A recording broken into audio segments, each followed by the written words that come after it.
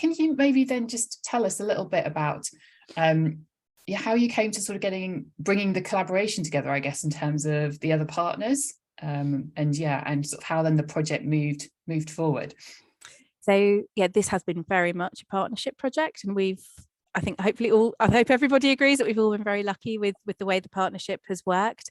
So it obviously started with the memoir coming into us, and then very quickly we went to the National Horse Racing Museum because this story happened on their site. So they were sort of the next obvious partner.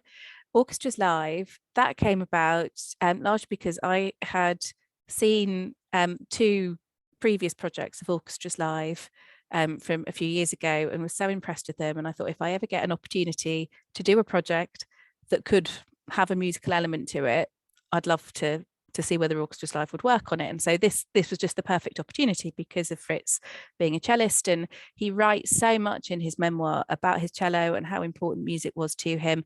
When they're in Berlin, he continues playing and rehearsing with his friends, but they have to inform the Gestapo if they're getting together. They're not allowed to play non-Jewish composers, and then when he comes to England, he has the freedom to play whatever music he likes, and they don't have to tell anyone if they're getting together to practice. So he kind of regains all that freedom coming here, and he does perform in Newmarket as well. So I thought this is a perfect opportunity to, in some way, recreate some of those performances, or create a new performance that's inspired by those historical ones in a really engaging and memorable way that's going to share the story that much further.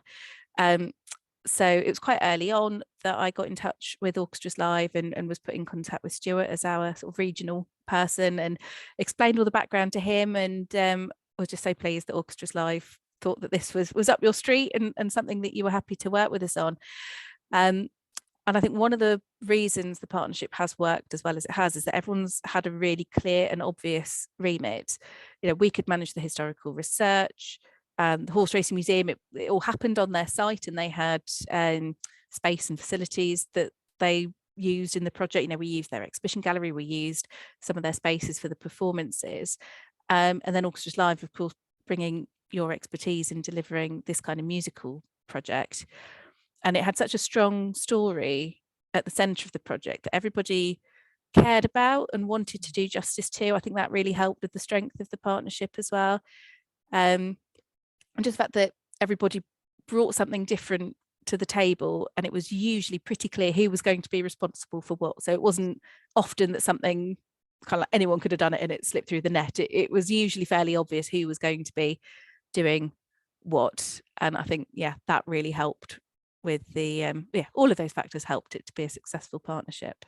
Yeah, definitely. And I think as well, and nice that we could bring sort of a cross-cultural mix of organizations together as well, because it's quite rare that actually we as an organization get to work with such a wide range of partners across the cultural sector.